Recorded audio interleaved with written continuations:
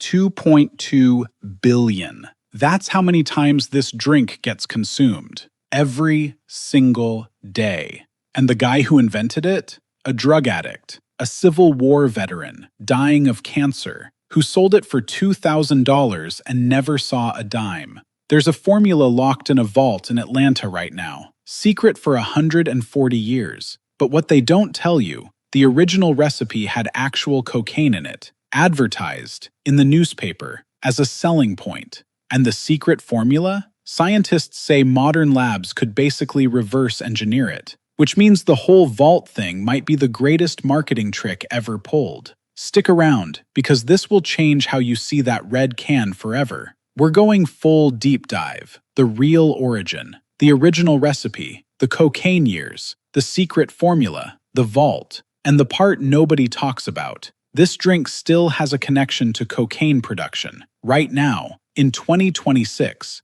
legally. But first, drop a comment right now. Did you know Coca-Cola had cocaine in it? Yes or no? I want to see how many people already knew this. Okay, let's go.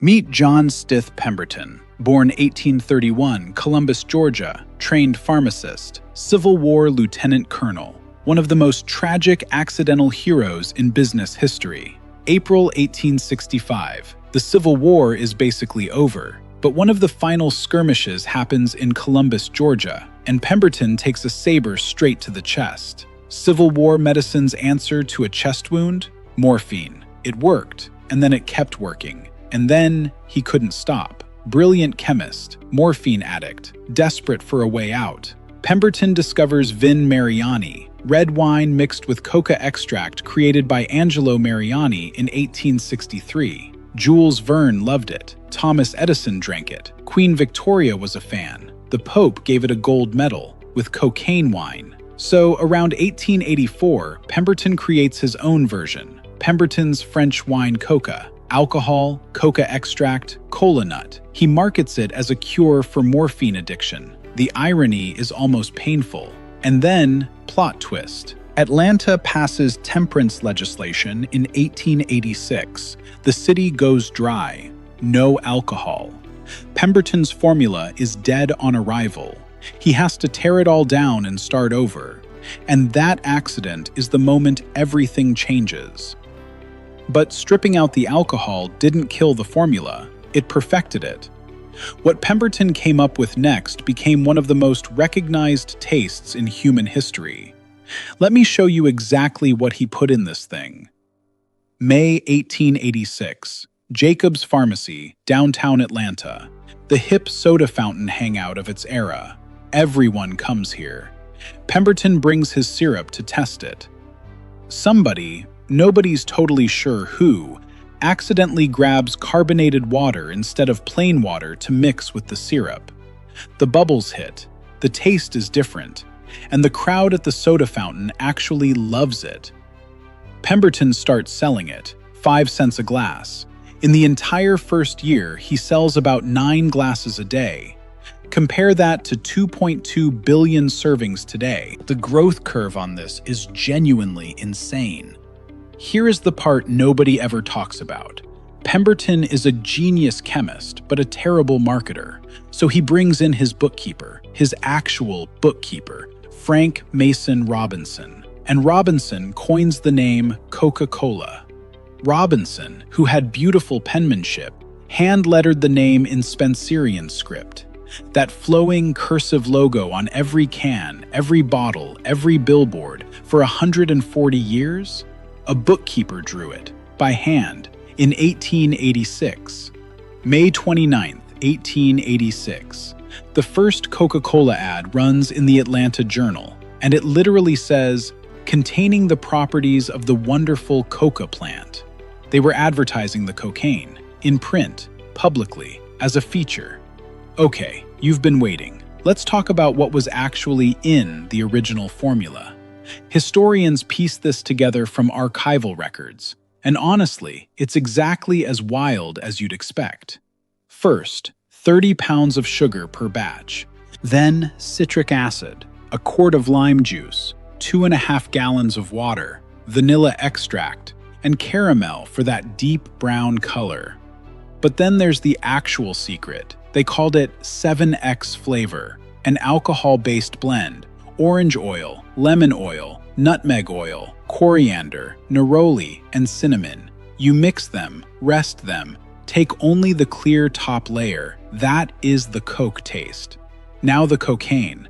By 1902, each ounce of syrup contained roughly 1/400th of a grain of cocaine, basically undetectable. This was not a party drug, trace chemistry, but the association was undeniable. By 1903, public pressure, fueled partly by racial hysteria in the Jim Crow South, pushed Coca-Cola to remove cocaine entirely. They switched to decoconized coca leaves, stripped of alkaloids before use.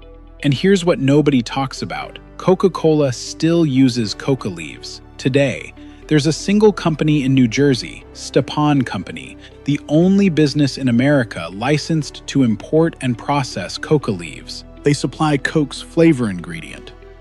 Stepan strips the cocaine alkaloid out. That cocaine gets sold to pharmaceutical companies, used as a surgical anesthetic for ENT procedures.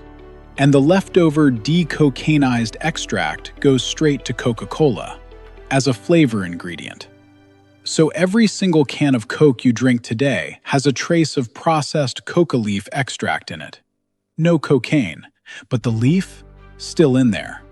Coca-Cola is indirectly involved in legal cocaine processing, and nobody talks about this. Here's the part that genuinely hurts. By 1888, Pemberton is dying of stomach cancer, still addicted to morphine, completely broke, selling off pieces of his rights to anyone who'll pay. Total chaos. But one buyer was different. Asa Candler, Atlanta businessman, patent medicine man, ruthless and smart. He acquired the majority of Coca-Cola's rights for approximately $2,300, about $79,000 in today's money. Candler founds the Coca-Cola Company in 1892, and then does something that sounds insane. He never patents the formula, because patents expire after 20 years.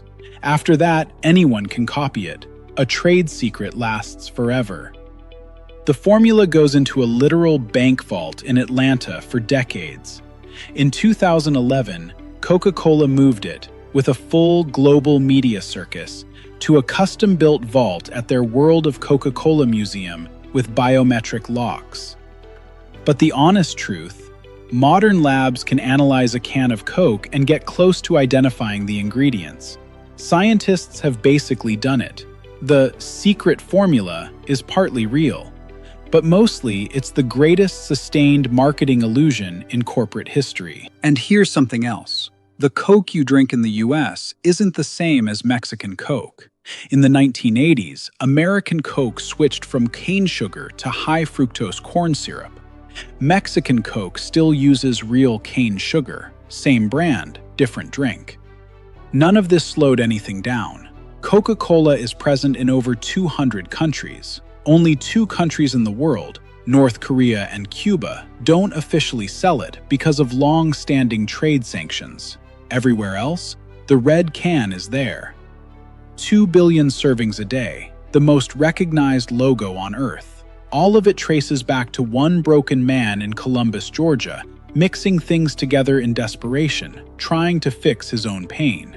He died broke, addicted, and unknown, and accidentally built something immortal. So next time you crack open a can, you're holding a Civil War saber wound, morphine addiction, a French wine trend, an Atlanta temperance law, a carbonation accident, a bookkeeper's handwriting, a $2,000 business deal, and 140 years of marketing mythology.